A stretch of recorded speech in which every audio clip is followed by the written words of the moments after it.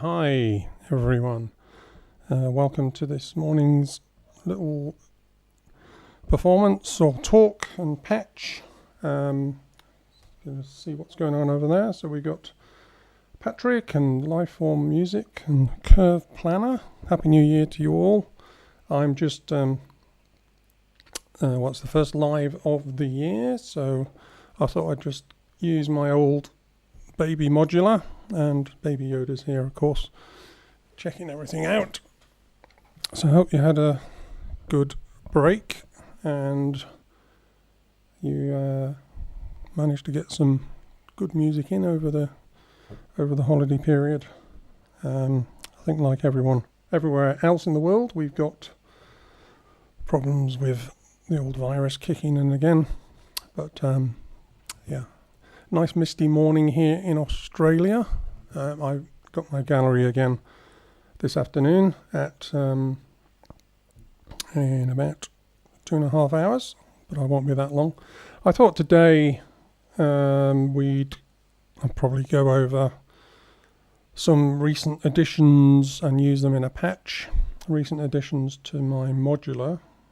I think the main ones being this Disting EX Alpha Plus, which I'm using primarily today, I think, as a multi-sampler, and that was what I was actually playing at the beginning. Little piano sampler coming off here. The Ornament Crime, I think I did have, but I didn't really integrate it properly into my setup. Sorry, I'm checking the chat. So yeah, nice piano patch. CP, I'll call you CP. Happy New Year. We need a good year. Yeah, we had 3 pretty dodgy ones. 2021. So yeah, what else? I've mounted my NTS1 pretty solidly into this rack now, so it's self-contained. This keyboard is, oops, some crackling off the little ampere mixer. So this keyboard fits in the lid of this, and the whole thing can be transported pretty easy. Cool. You've got a Buchla easel command. Okay. I'm going big time with the modular. Yeah, I've always been interested in the Buchla stuff. It certainly seems pretty old, modular style from the 70s, 80s, or even 60s. But I've gone, obviously, pretty basic Eurorack and even some very traditional modules like these miniature synths from Doepfer. But yeah, what else? I've changed things around a bit as I patch. I move modules depending on what I do most often, because there's no point in having a patch cable going from top left to bottom right if you can obviously move the module and make it much easier to patch. And getting pretty happy with this setup now, because from the sound sources I've got 2 analog synths with sub-oscillators. I've got 2 oscillator sound sources here on the TwinWaves. I've got the Perc, which is very traditional sort of acoustic sounding pluck instrument. Then I've got stereo from the Disting out. I've got a sort of percussion module in the Pico drum 2. I've got a bass drum there. If I want, I can use the waveform off the NTS1, as long as the cutoff's pretty low so it doesn't overpower everything. A bit of an art going. The other things in the module, in the rack, which are pretty straightforward, are tuning devices. So Quantizers are called, which is the TipTop. I've got the 2HP tune. I've got a Mosaic Quantizer here. And this Ornament Crime also has, it's running hemispheres, so it's got 2 modules effectively in this one, and both of them could be quantizers, but it does literally everything else as well. It can actually be a sound source, so a drum machine. Yeah, the NTS1 Swiss Army knife. I've got 3 of them now. I had a problem with the NTS1 in that these small jack inputs and outputs, two of the whole NTS1s lost connection. So I actually sent them back to Korg and they nicely sent me 2 new ones. So I've got 3 newish ones. What I've done now is epoxied inside to keep those contacts on the board pretty solid. And then when I'm mounting things, I don't know if you can see here, I've got these cable locking things so that there's no movement on the jack inputs. And that's pretty good. So hopefully they'll last longer because this is fixed. The cables are fixed. I power this using a separate USB, mainly to keep the potential ground hums that you can get from these to a minimum. So it's actually got a power bank on the back. When I'm out and about on cliff edges and things, I just mount the power pack inside these slots. They're available here. But yeah, the Disting is fantastic for playing samples and things. So you probably can't see this screen. I need sometimes reading glasses to see what's going on. It's a tiny little display on the Disting. And for example, if I'm in multi-sample mode at the moment, if I go to number 7 parameter, it gives me the option to change the sounds, and I can just load in a whole new multi-sample set. Let's see what this one is. You can see it loading there. It's not super fast, although I have changed a bit of reverb on that. It's nice having the NTS1 up here, by the way, so I can just throw on some effects when I need them.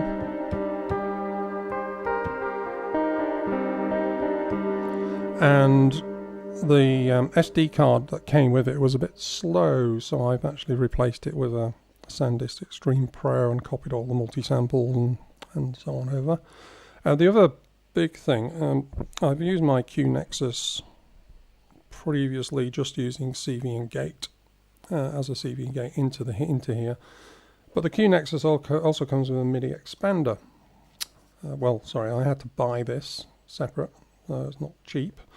So that just uses a mini USB into here, and it's powered by the power into the Q-Nexus, and then I can have MIDI out from this keyboard polyphonically.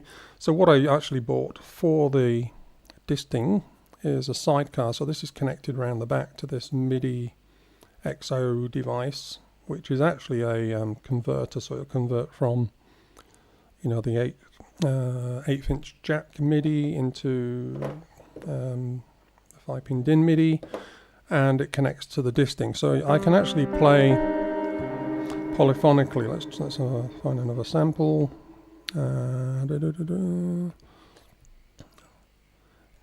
Just choosing these at random. Let's see. Not the best one to choose. Bit of a bassline thing. And you can save configurations and samples and things. In fact, I'll bring the piano back that I just had. Load preset. I'm just loading, I think, number 7. And are you sure? Yes. So this is the piano again, which I'll probably use today just to show you some little tricks here and there. Liveform, sorry, I should keep an eye on the chat. Yeah, Liveform. So it comes with a whole bunch of multi-samples on the 32 gig card. I think there's only about 6 gig, but it's stuff from the Spitfire library, which is pretty cool. It includes pianos and basses and drum kits and choirs and things like that. So there's some nice ones on there, but one of the nice things is it will do an auto sample. So once you connect the MIDI in and out here to like a synthesizer, it will automatically play the synthesizer and auto sample as it goes up the keyboard to create that multi-sample, which is one of the things I want to try soon. Too much reverb. So the like I said, this is really makes the rack a lot more richer because I can now go polyphonic on things. And it's got a lovely little chord mode, so I'll go through that now. So when you disable the chord mode, it's a basic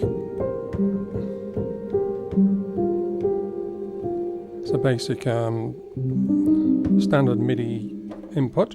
I could go CV into it as well, and I've actually done that, so I'm playing CV and MIDI into the same thing on a different channel, because this is 8 voices, so I can play 8 voices. But the chord mode is pretty cool, so I'll show you a basic patch there. If I take a let's go from this ARP, which is just going to play notes going up arpeggio. I'm going to trigger it from, let's say, track 3 of the Steppy, which is doing, I think, a probability thing. Yeah, it's pretty basic. So that's now sending a chord, so I need a trigger from there. So what I'll do is double the trigger from the Steppy, so that every time track C sends a trigger, it'll send it to the ARP, and also the Disting. So you can hear it's playing the arpeggio here, so that's a minor chord at the moment. If I change it to, I think that's an augmented. Let's go back to minus 7.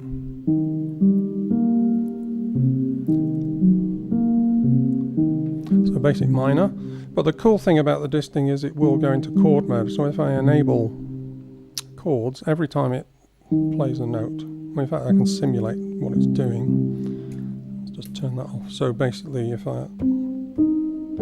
that's what the ARP's doing, but if I enable chord mode, it's now playing in C minor, because you can, on the next parameters, you can set the key and then the scale. But it plays it melodically, so when I go to a B flat, it will play a B flat major scale. When I go to a G, it will do a G minor.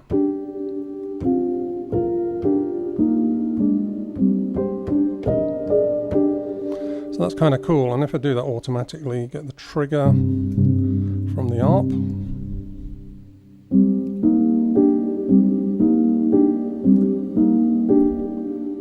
So that, like I said, is being triggered from track C. If I let's try D. I don't think that's any slower. Yeah, that's a bit better. So track D is doing what? Just a probability on there. If you can see these green lights, they're the ones it will play, and then there's a probability of about 50%. And that's now playing the Disting. And the cool thing is you can actually play over the top of that as well.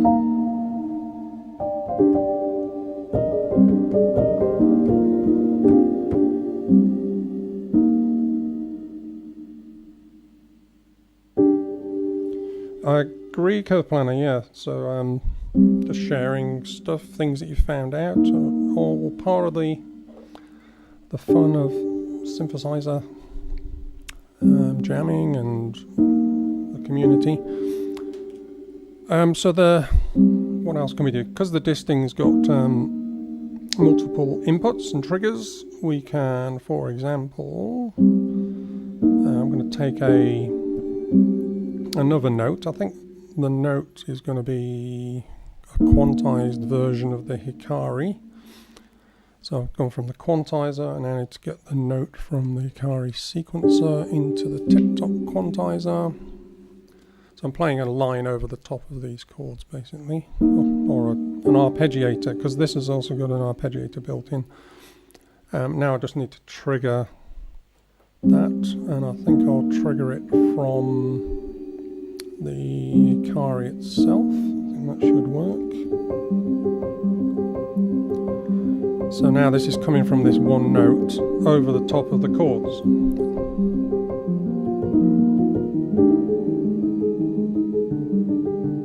And I can see the notes playing here based on the one I'm dialing in, so that's a G.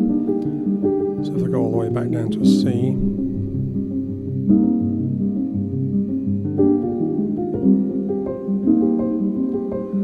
kind of cool.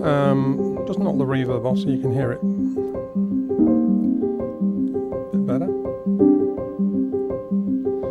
Patrick, here for inspiration. That's cool. I'm here for a drink of orange juice. Well, it's actually a vitamin drink with a bit of cordial. So that's just going, and then this sort of comes, and I can just, you know, stop parts if I wanted to stop, if you like, the left hand of the piano.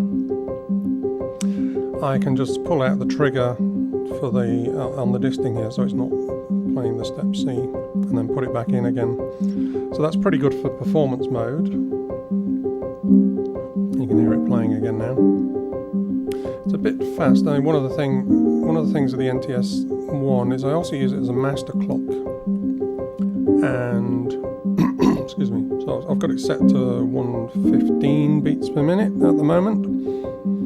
If I put the delay on now, that means I can get a really cool effect.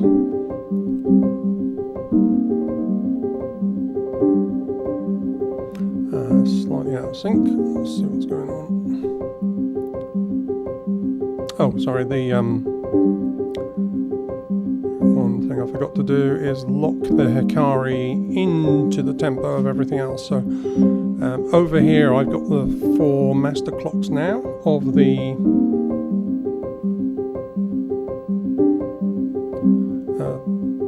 tonal axis. Yeah, sorry, I'll just get the master clock going from here into the Hikari so that that's in sync. Now it's in sync with the rest of it. So there's an SD card error. No, probably not. So now I've got synced delay. You get that lovely effect.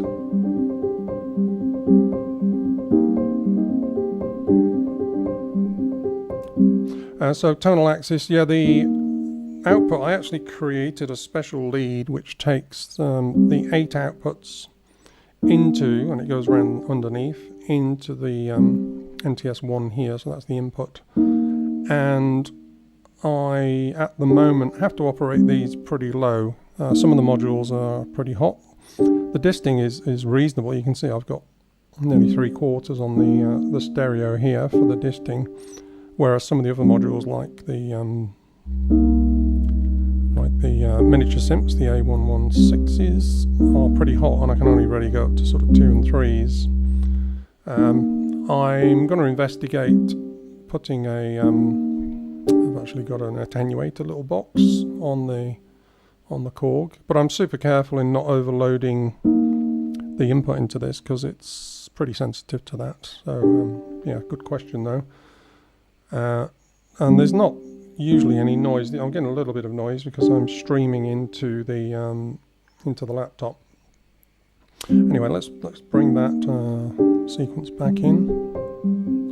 And what did I have a bit of delay on it, didn't I? And the nice thing now is using the Hikari, I can change the fundamental of the right hand line.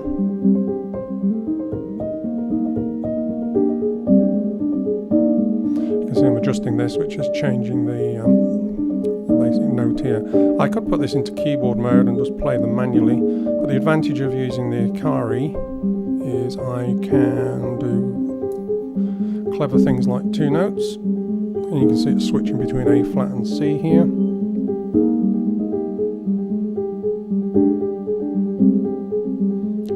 And again, a 3-note sequence.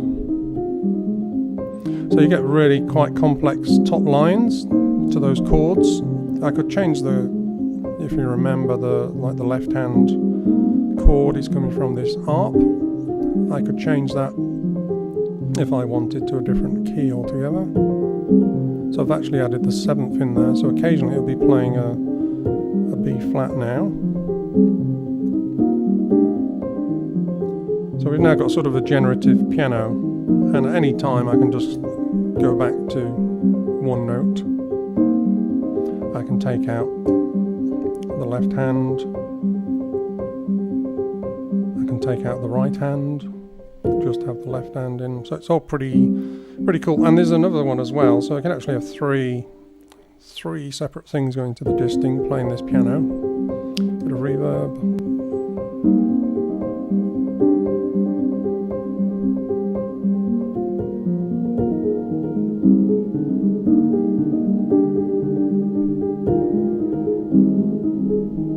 And the note coming from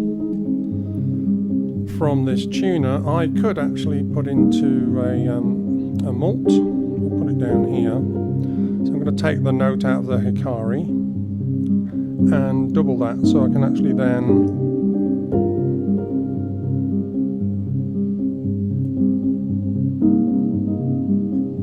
I haven't sorry, you're asking about the input level for this.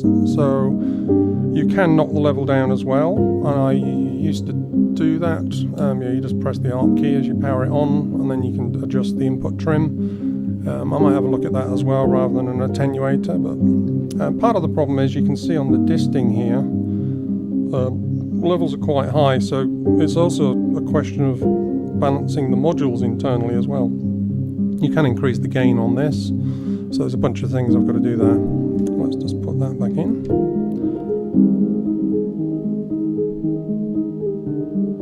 So I'm actually going to double up. Let's stop the left hand here. So I'm just sort of adding to the patch as we go along, sort of making things up. So you can see that this is like on a G, and I'm doubling up that CV, so I can now, from this Mult, take a version of that, which is a short cable, version of that same note. What's going on there? I've got a bit of a log jam on my baby chords. So I'm going to take that one into this MiniSynth, which is going to provide me with a pretty gruff bass line. And now I'm doubling up, so if I change the note here,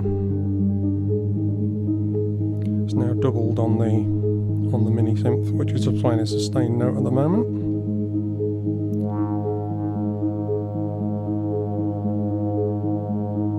Carefully tuning it.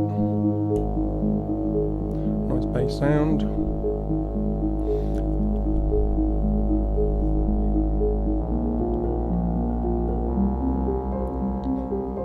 And you can hear I've got to sort of be careful with some of the modules, which are a bit hot level-wise. Let's put the left hand of the piano back in.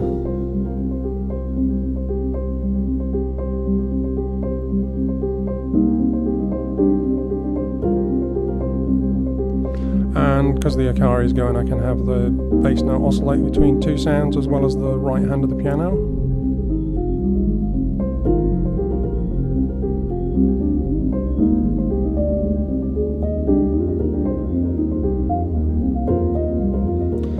Hear that on the bass. I'll put it up an octave so you can hear it better. So that's what the Hikari is doing. And I can take the gates off for the Hikari, so it only plays, for example, let's go back to bass.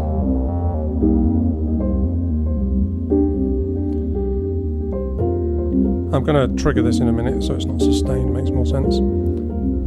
So I don't know if you saw there, but I can actually turn off the notes altogether for the right hand piano on the Hikari sequencer, so I can just have just like the middle one play, add the third step here, and then have all of them playing.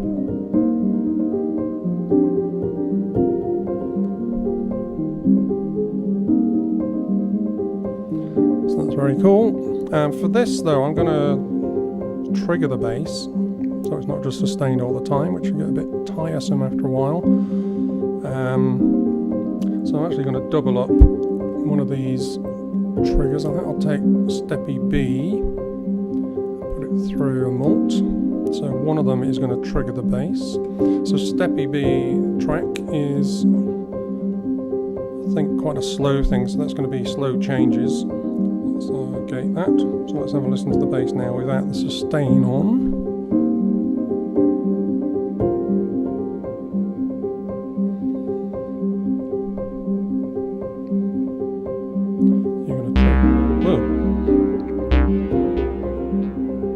we've got a lot more envelope now. Let's turn that down a bit. So there's the bass being triggered pretty sporadically from track B. I think the probability on that one is pretty lowish. I'll increase it a bit.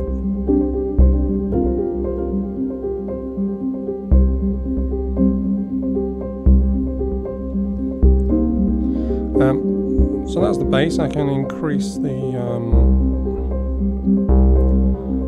release. I can obviously add a whole bunch of filtering. These little mini synths are great for a multitude of things like leads and basses and such like. This one's misbehaving at the moment. I've got to send it back to the Doepfer. It's stuck on high octaves, so I can only use this as leads at the moment for some reason. I think it may have been possibly something inside touched it, I don't know. Got to send that one back, but I can still use it. Let's get rid of the piano just for the moment so you can hear just the bass. And we'll get rid of a bit of the delay for this. So I'm going to double up the bass with a bass drum, which is over here. So you probably spotted I've multed the trigger, the gate. So I'm going to take the same gate over to the bass drum.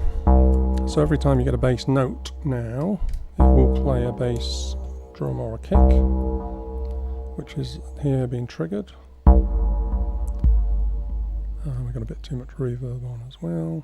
Let's go pretty dry just for this for the moment. And I can adjust, this is like a BD 808, so it's similar to a 808 bass drum. And now double it up with the bass.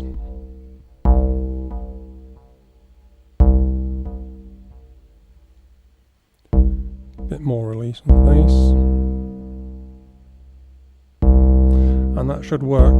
So that's the notes for that, like you saw, are coming from the same one of the Hikari. So if I, for example, have two notes,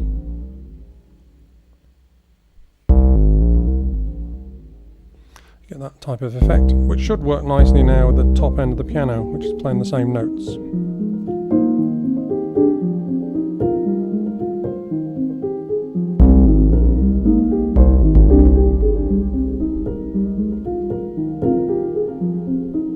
I'm going to reduce the release of the bass so it's not sort of doing that slidey thing. I'll keep fine tuning this. I kind of want a upright bass feel, I think, for that.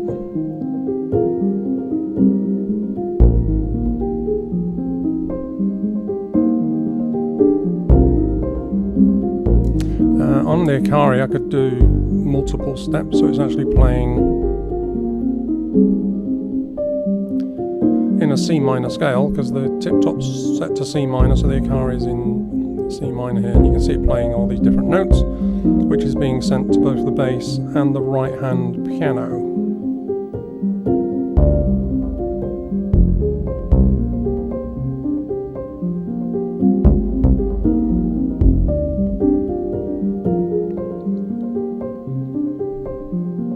Keep an eye on the levels going out to you guys. The bass drum is pretty hot as well. But you can see the NTS is set to 0 dB in, NTS1, and I can, on the bass drum I can go up to like 4 or 5 without overloading it. It's pretty obvious when you overload the NTS1. And particularly bass notes have that effect, of course. Right, the next thing is to have a cough.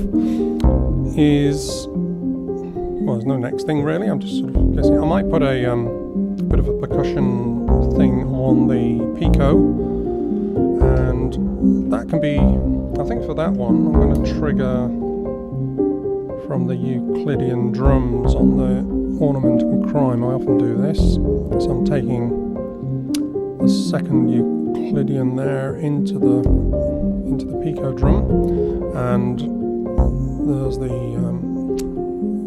second hemisphere here has got the Euclidean set, but I haven't got a trigger going into here, so I'm going to just send another basic clock to the Euclidean drum, so match the clock 3 here. You can see all of them are clock dividers, so I can go faster or slower depending on how I feel.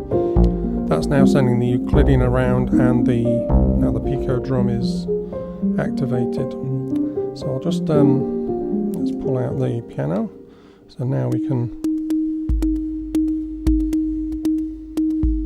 just add this in rhythmically. I've left the bass drum going, so you can hear what's kind of going on with that coming from the Steppy, but the Euclidean allows me to go in here. For example, at the moment it's playing 7/4. I could go 8/4, so that would be a bit more regimented. I could go 9/4, 10/4, go 10/5. So this is how you can get these polymeter type effects and even polyrhythm. 10/6. So it's basically a circle with 10 on the outside, 6 on the inside, and when the 10 match up with one of the 6s, you end up with those rhythms. That's how the Euclidean circles seem to work. Let's try 10/4.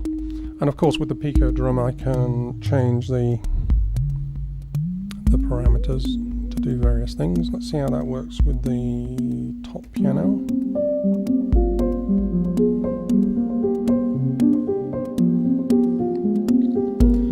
And the left hand of the piano and the bass.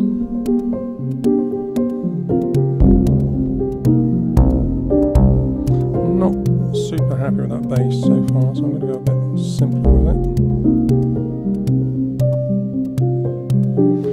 Yeah, one of the disadvantages of obviously using master effects like the NTS1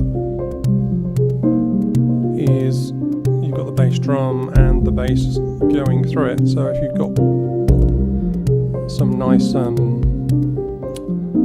delay going, for example, on the piano, which is pretty cool there, when you add a percussive thing, it's not too bad as long as it's in time. But I might adjust that so you get a bit more rhythmic. That's more constant now. But when you add the bass, you're getting the doubling up. The delay effect. So it's not brilliant. Same with the bass sound as well.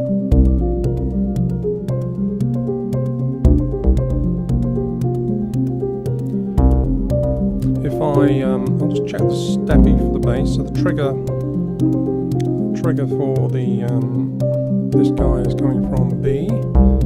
Let's just see what it's set to. So we've got that's quite a slow clock. If I sped it up a bit, also check the gate. It's quite long. I'll shorten it a bit.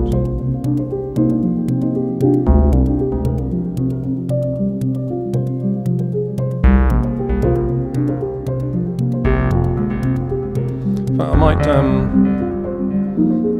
just get rid of everything else apart from the bass. I might just concentrate on that and try and get something a bit more rhythmic so I can bring in during a performance. So we need to check, that's the gate, that's the clock, and then we've got the probability. If I put the probability on max, you can see it's actually on an offbeat thing at the moment, so I'm going to set it pretty regimented to the beat. Oh, it's on 7/8 as well, so I'm going to change it to 4/4.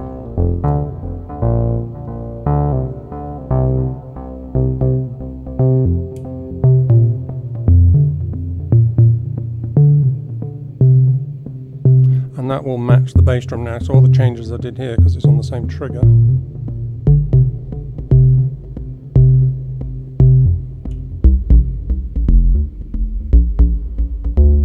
So that sounds a lot better.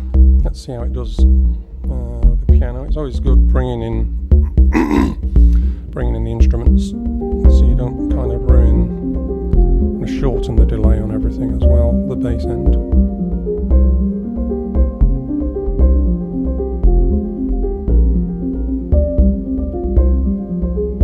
And the bass, perhaps a bit more resonance. Piano back in, and the percussion.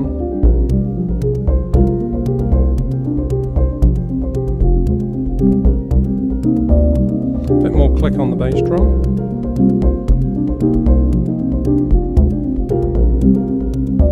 I might change it back to 7/8.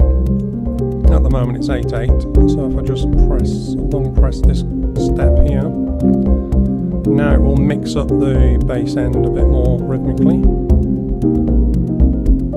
So it will go one sequence on beat and then one sequence off beat.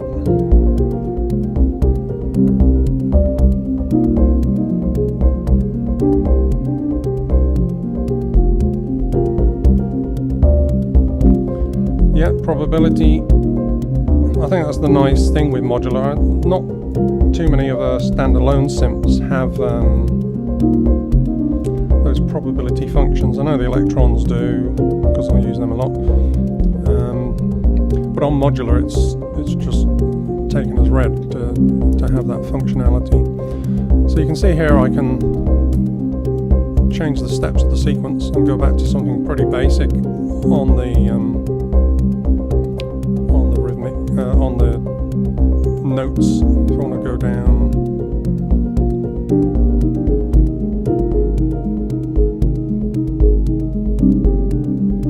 So one key now is changing the top of the piano and the bass note.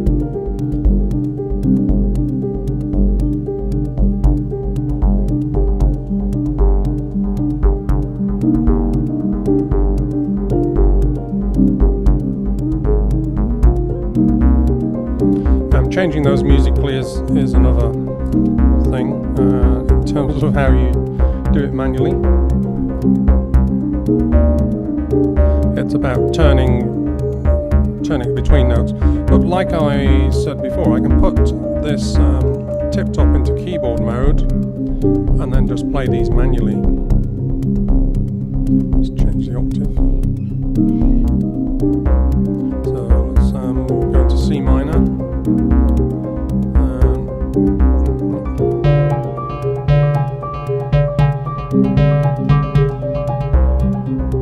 So E flat, G, A flat,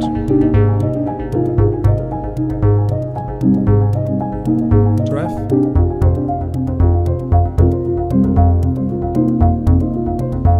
cool. So the novation have probability as well by the sound of it, all the peak stuff, and then back to C. So that's playing that manually, which I can switch in between if I then go back to the sequencer so that it's changing notes. Let's do a 3-step. Right, let's get rid of the piano, get rid of the drums and bass. So back to nothing. So what I'm also going to do is double up that sequence as well. So a much more traditional sequence. So I'll just check what we're going. We've got the CV going into TipTop and then the CV's coming out here. So I've actually got one output left on the Mult here, so I can actually send that to this other MiniSynth. See what it's doing. So that's the 3 steps here playing the MiniSynth, and it's in tune. Obviously it's going through the TipTop. I can actually decide on the notes I want here by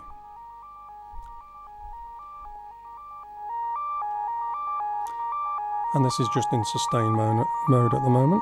There's a sustain thing. If I turn that off, it will need a trigger to hear it, but just while you're setting things up, this is kind of cool just for doing this.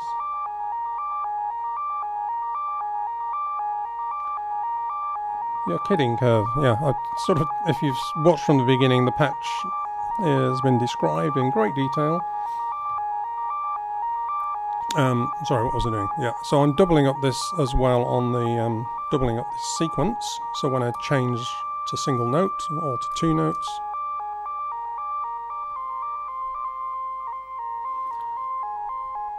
and I can actually tune them if I wanted to start on, a C, and then the second one going to an E flat, then I can tune them and see what's happening. Some of you are saying, why are you using this rather crude sequencer? I tried quite a few different ones before I settled on this one, mainly because of this really hands-on pitching, which after a while you sort of get used to Some of them you have to go down various levels and fiddle around choosing your pitches, but I just like the old school feel of that one. Obviously I've got this against things like Ornament Crime, where you've got to do some menu diving, and the same with the Disting here. You've got to there's like 50 odd parameters for the SD multi-sampler, which are tiny. So some of them are like mini computers, and some of them are like really old school things. Whoops. So I'm going to CV is doubled again on this one, so it's the same CV that's going to the bass.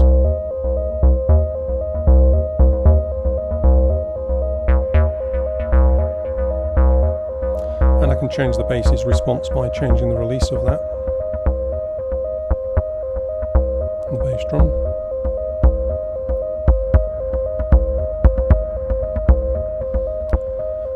And for this one, rather than that constant thing, I'm going to send it a different gate altogether. So this is just to mix things up. So different trigger. So I'm going to use track A of the Steppy. I don't need a big lead for that one. It's only going this far. Put that into the gate of this MiniSynth, which is the one that's misbehaving, I think I mentioned.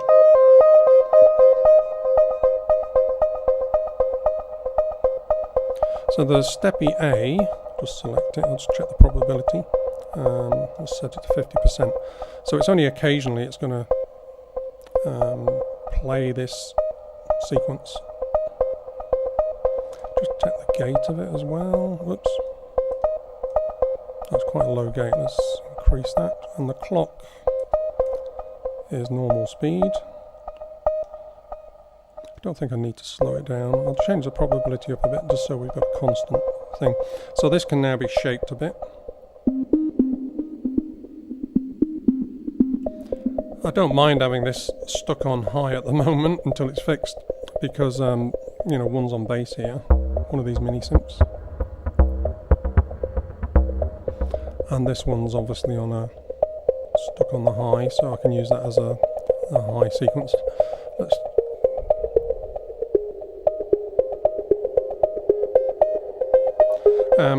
obviously I've got these, I can pan all these, so that one I can put over to the left or right, depending on how you've got it configured.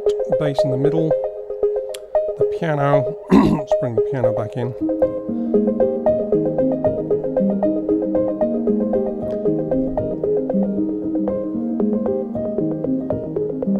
That's quite pleasant. So this is like playing the same notes as the upper piano. The upper piano though is arpeggiating those notes, so if you hit a note, the next time you hit it, it might play a different one and do arpeggio. So you've got quite a complex thing going on already there.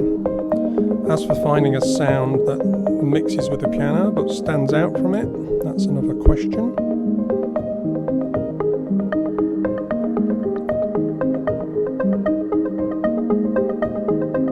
And then balancing it. So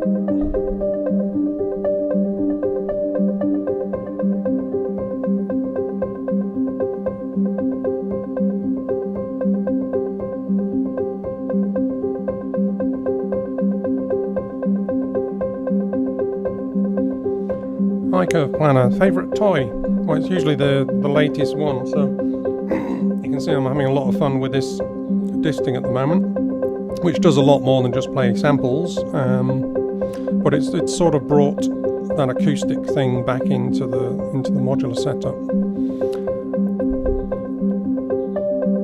But having this control, so at the moment the two CVs here are controlling the piano, the high note, the bass, all at once. So let's bring those back in.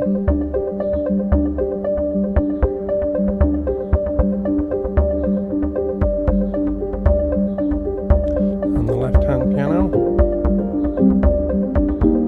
bass drum.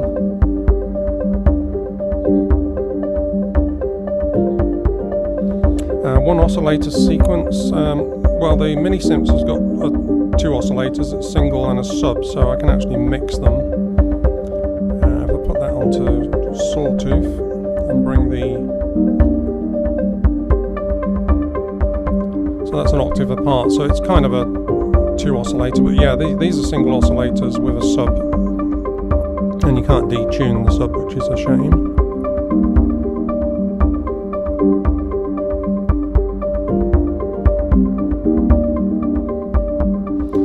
Yeah, what else? I can do strange things on the Disting live, because I'm starting to get used to the parameters now. For example, if I want to change the actual chord itself, go into a diminished. This is just on the piano, remember. Dominant diminished. Let's go back to minor. You can do things like that. You can change the types of arpeggios. So, for example, arpeggio 2, which is this one. At the moment, it's just going up. In fact, let's just isolate that so you can hear what's going on. And obviously, there's a bit of delay on it. But if I wanted to change the go down, and I can do all of this on the fly, as long as you know where things are. That's alternating over 2 octaves. And let's just go back to up for the moment, which is keeping it simple. And you can also change the range on the fly, so it's 2 octaves at the moment. Let's go 3 octaves. Pretty standard arpeggio effects. One of the nice things though is on the triads at the moment, it's only doing root and fifths. If I wanted to switch on the fly to something like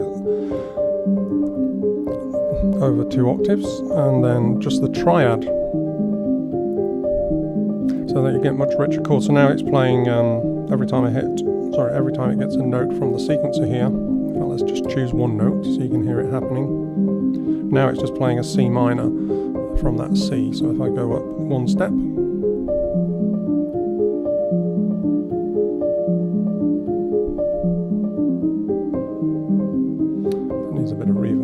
let's put some big space reverb on that because it's cool. Let's bring the left hand back in. Sometimes because I've changed the chord here, you might get some different, more complex effects than you wanted.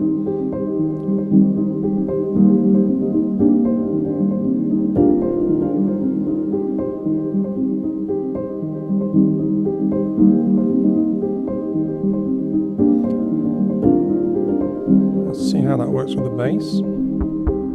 Oh, that's a bit sharp now, so I change the attack. Bit too resonant. Let's change the sequence to 2.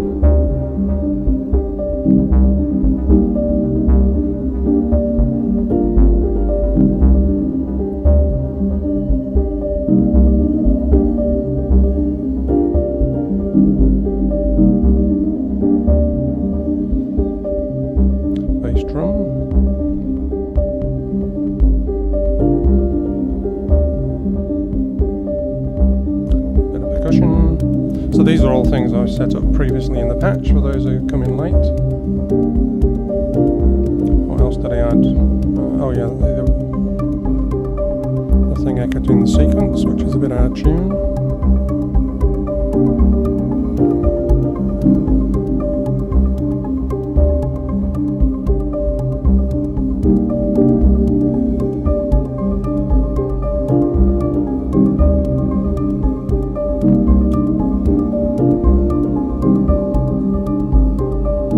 The nice thing with the sequence being doubled is that you can, for example, just stop the right hand piano and then you've got a bit of a breakdown there. Still working on this bass, it's not.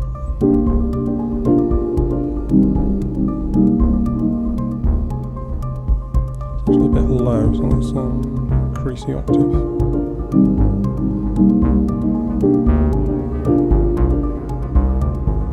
I think it's actually just too fast, so I'm going to, because the step is coming from step B, I'm just going to change the clock of that to something even slower. And even slower. A bit more sustain on it.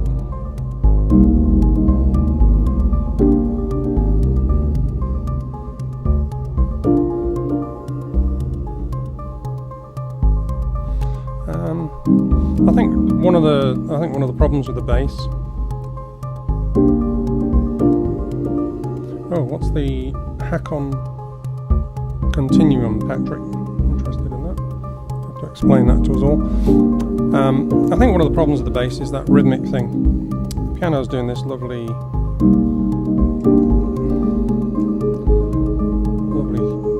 sort of solo complex top part, and the bass is doing something a bit too rhythmic, so I'm going to take the CV from the bass so it's not doubling up what the sequence is doing. I'm going to use this second quantizer here, which will give me more sustained notes. So I'm going to patch that one in to the bass.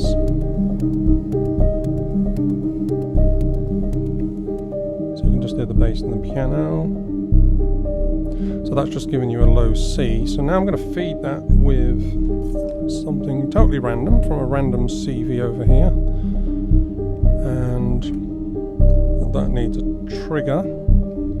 And I think I'll take that from that B track, which is actually quite a slow trigger. It's already set up.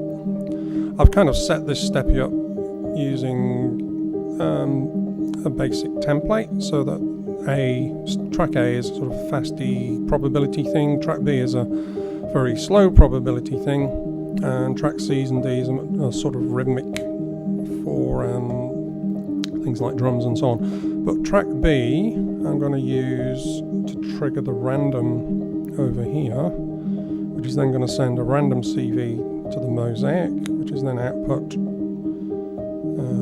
not to there, I need it to go to the bass. And then I'm going to use the same trigger so that every time the random's triggered, I'm going to get the same trigger here.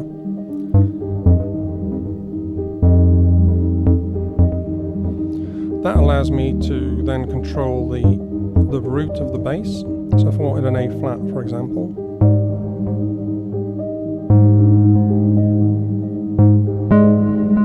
just need to now check the gate of Steppy B, track B, which is nice and long, and the clock is super slow. Just need the oh, that's what's been going on. I've had the probability set too high for the bass.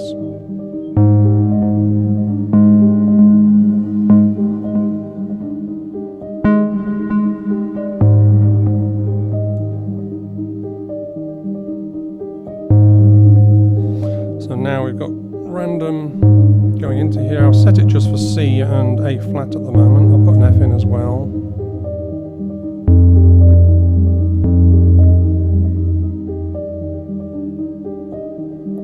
We'll get there.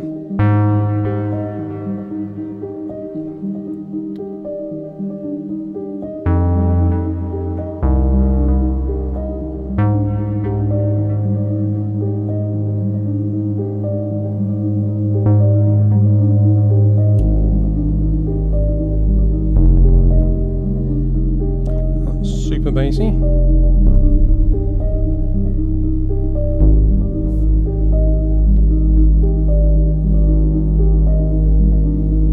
So that'll do. So now this gives me independent control over the root notes. If I wanted to always have a C down the bottom there.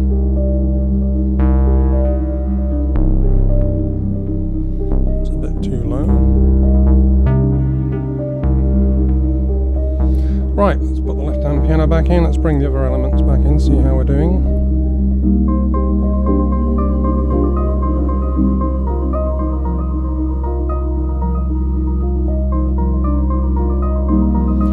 Totally agree, Renaissance man. Yeah, the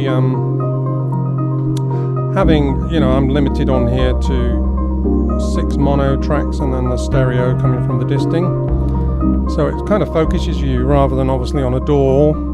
You could end up doing 50 tracks all doing different things, and then you end up spending a whole day just on the snare sound or this sort of thing. Whereas doing it this way, you sort of have to think more creatively about the use of each thing and optimize them.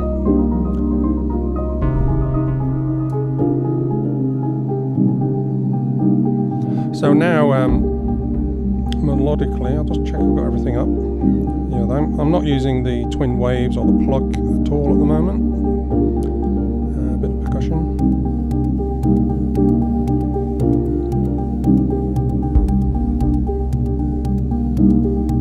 So this is on a single note on a G. If, for example, I wanted to like go into an F minor type thing, I could choose the root note here of an F and then shift this up to the A flat.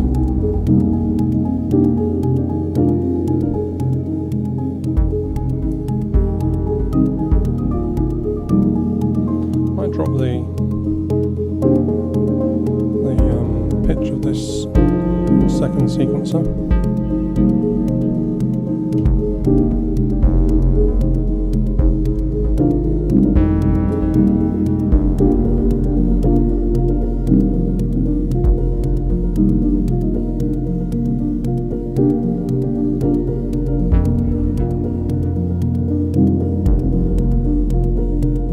Still haven't quite got the bass. That'll do for the moment.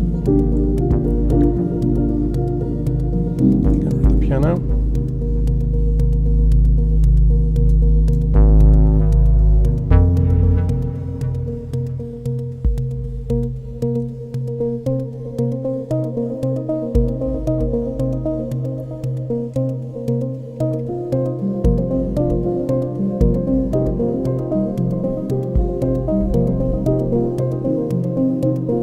Go into a 5 rhythm on here.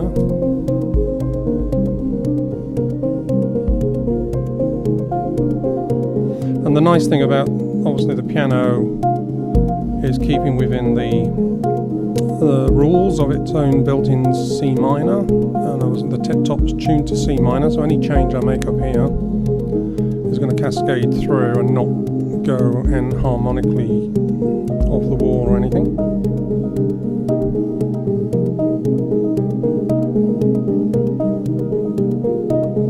Bass drum doing? So the bass drum's being triggered, I've got a weird note there, by step B here, which is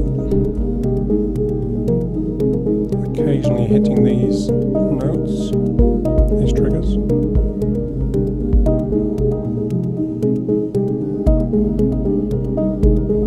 And obviously it's been delayed, so that's another thing. One thing I haven't introduced is, let's turn the MIDI off, because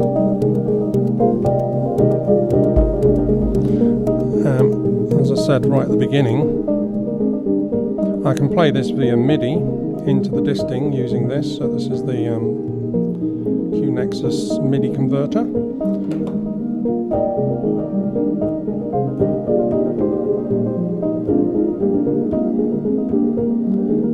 For example, I can play over the top. Let's put the left hand in.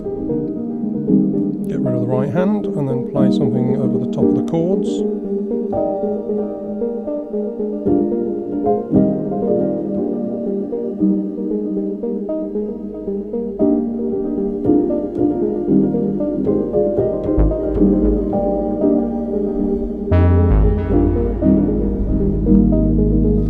I'm just going to make the bass sustained without any trigger, because that trigger's annoying me. It's like too in your face. That way I can just, if I want the bass in, I can just literally just turn up the level on the mixer here.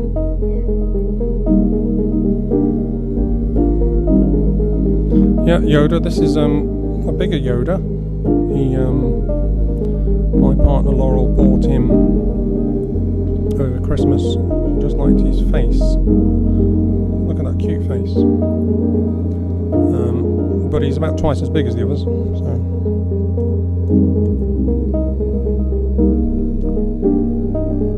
And you can hear the bass because it's being triggered from a random sample. It's going between the octaves. If I just choose one note, it's going between the octaves. If I want to get a bit more complex, then I can just choose more notes for it to randomly choose, and it will create its own generative bass pattern. I don't know if you can hear that bass, it's super low. Need to add a few more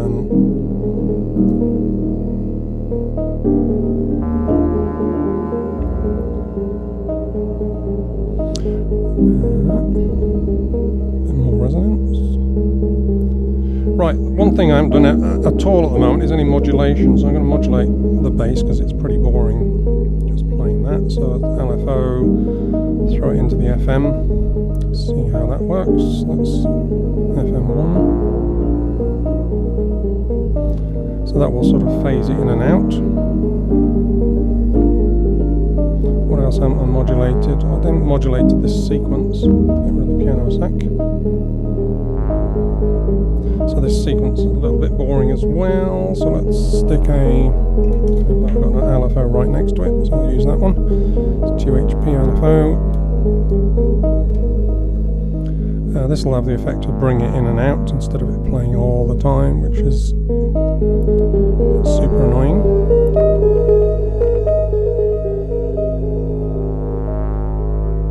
Kind of cool, perhaps a bit faster. So now we've got the bass and that sequence, both on these mini synths coming in and out, which now will have the effect of not interfering too much with the piano.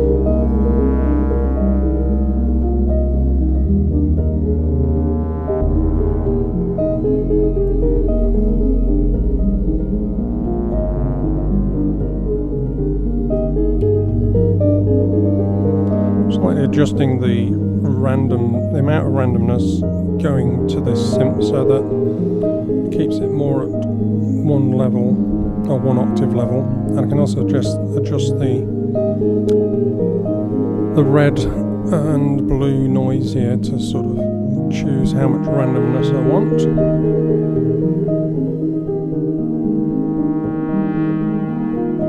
And drop it down an octave again.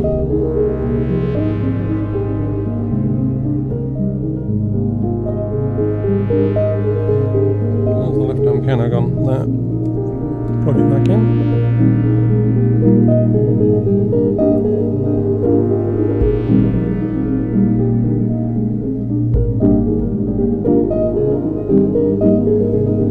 Right.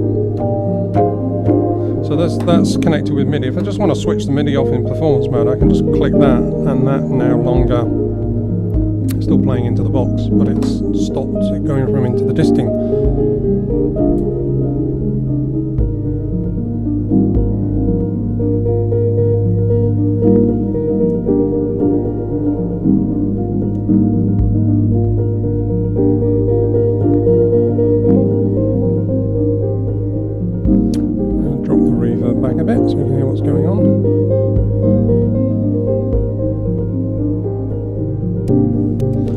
So I can use the Q Nexus in straightforward CV mode. So I'll take, what shall I play? I think I'll play the TwinWaves rhythmically. So we go into, let's go into the TwinWaves. Oops, get some popping I think. Oh yeah, so I'm quite close to this mixer here. So this is playing the TwinWaves now, which is going through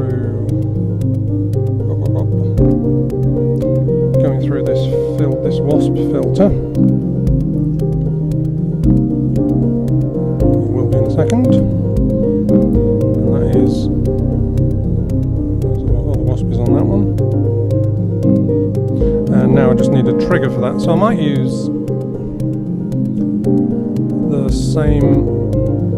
No, I'll tell you what. Just for keeping it simple, I'm going to use the same.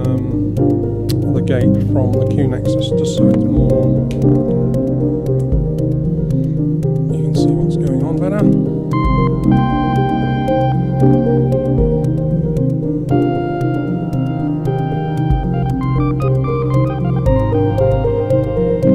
So now I can solo over the top of everything, but I'm going to modulate the hell out of this one because that's a very boring sound. So the first thing, a bit of an LFO on the filter itself.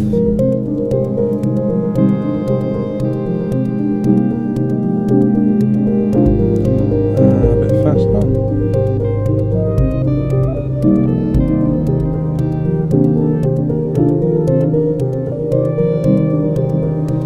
The old tilt function on the Q Nexus tends to throw it out of tune occasionally.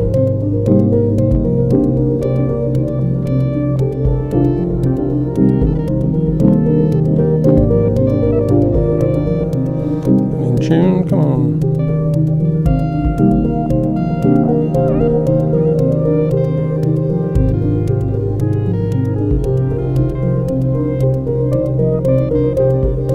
that's just a filter. I'm going to also the TwinWaves. This is oscillator 1. I'm also going to change the modulate the parameter, which gives it a bit more of an interest as well. Get a bit busy the cables around here.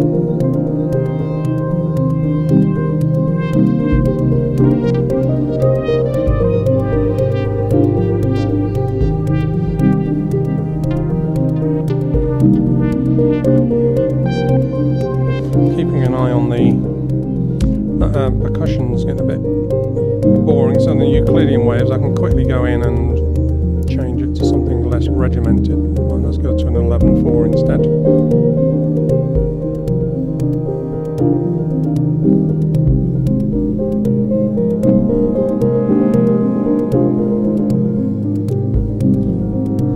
So if I was soloing now, like you can see I'm able to choose like A flat on that one if I'm going to do it to G.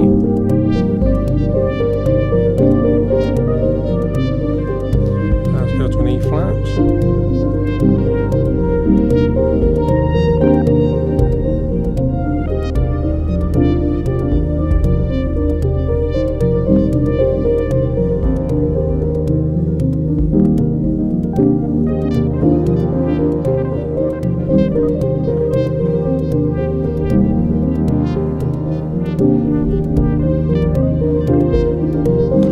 Another nice thing with the Ornament Crime, I actually got rid of my dedicated ADSR unit, so I'm going to use the envelope generator on that. I thought I might take the modulation off just so we can hear things better. So I'm going to take the gate from this keyboard and patch it instead using a super long cable up into the Ornament Crime. This ADSR in here, and then take the output of that back into the TwinWaves. So now I've got a proper ADSR controlling that, and I should have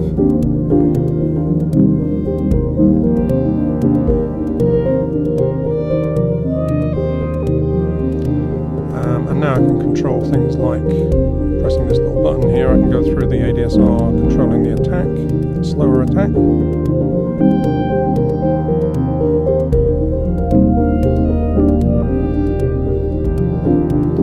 That's kind of cool for, you know, like a slow solo over the top of all of this.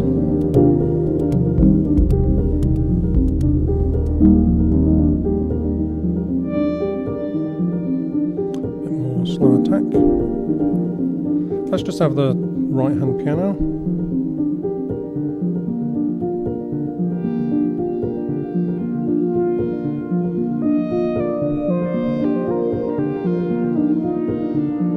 Bit of a breakdown.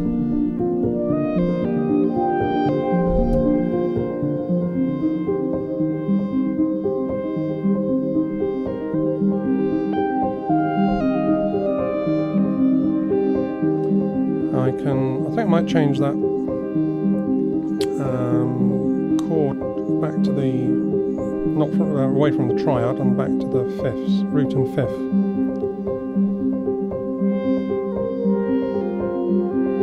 And now, because I've got the bass controlled on this little keyboard here, I can just like bring the A flat.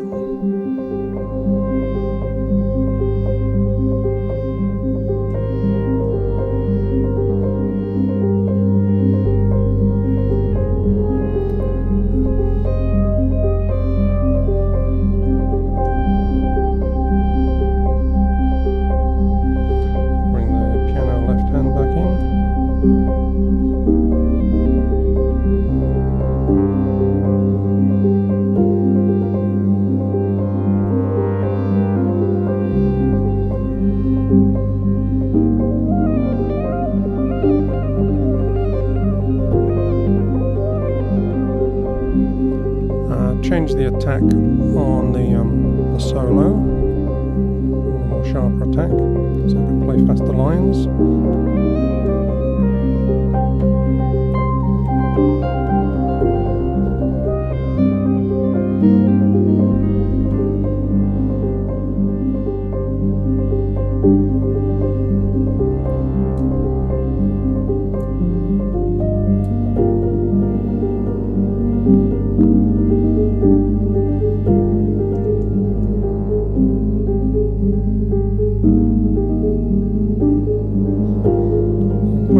vocals a little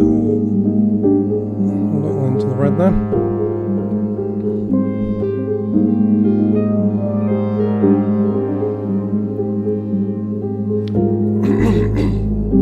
Right, there didn't seem to be any more questions. I probably could have added a few more.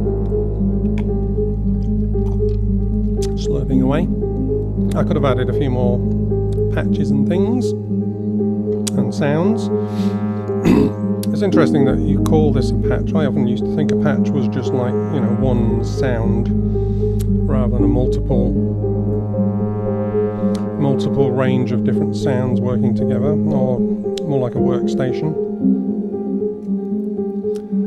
So now I've got these in, like I've got just a recap, got the two piano things going, the right hand with the delay. If I take the delay off, pretty straightforward. And there's a chord function being triggered by this arpeggiator. Because what I'm going to do now is go into a mini performance of this.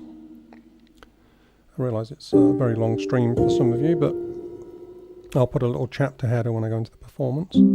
I've got a bass, sustained, with a little bit of modulation on him, coming from this device, this Quantizer, where I can enter in, enter in the notes, and this is being triggered.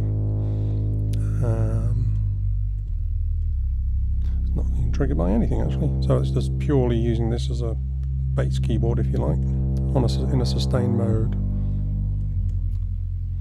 I could, anyway, that's the bass. I've got a solo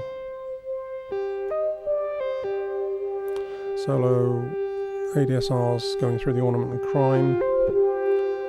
We've got modulation on the Wasp filter, which I could go super extreme if I wanted, by the way.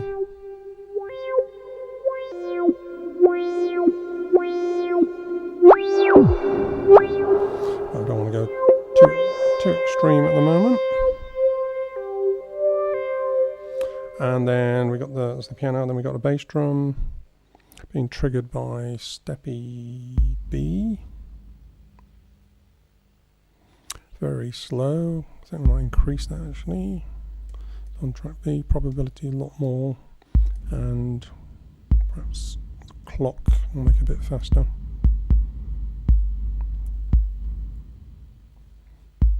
And then some percussion on the Erica drum 2.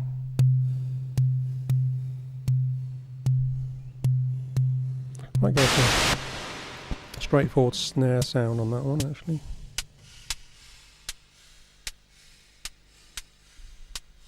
See how the bass drum and snare work together.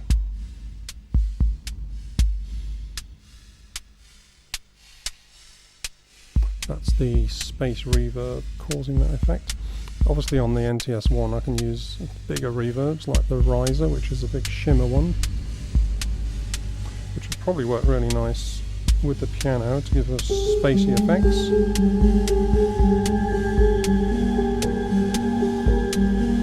Bass.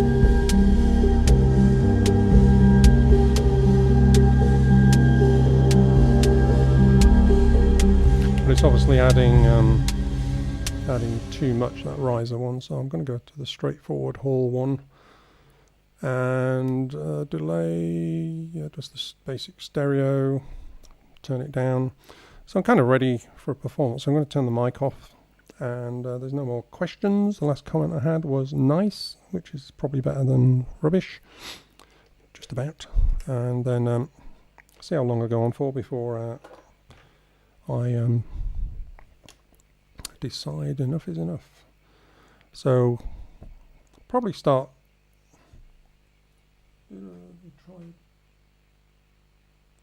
Tried the Del 8. Oh, is that a delay 8? Yeah, I've loaded a whole bunch of things onto here, but every time I get a new one, I should connect the computer again and load more waveforms and delays and reverbs and things.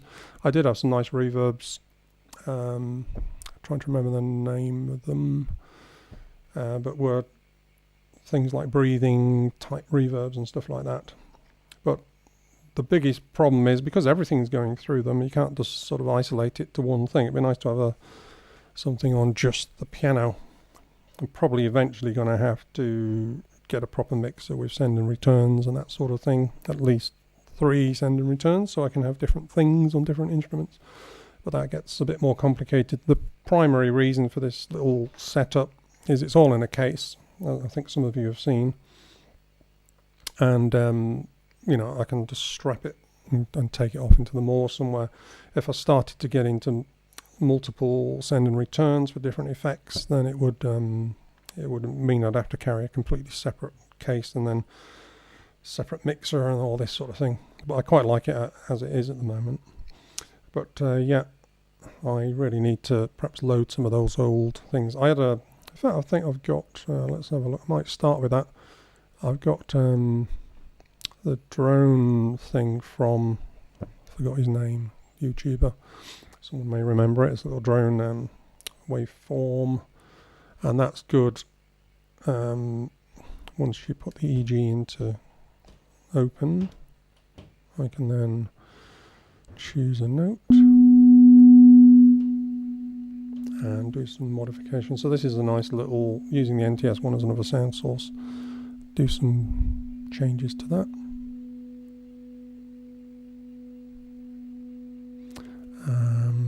Probably needs to be a lower note. That'll do. I'm just changing the some of the parameters on this, different algorithm.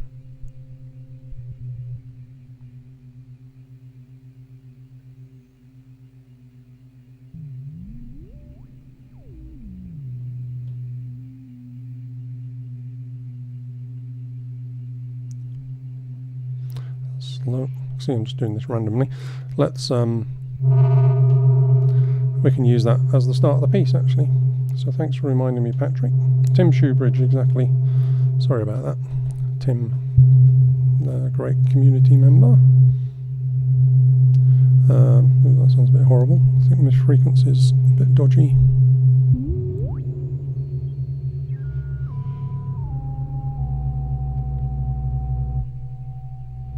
So that'll do. I'll do a little performance now, so thanks. Any more questions, just fire them and I'll come back in with the mic at the end. But let's start with Tim Shoebridge's droney sound.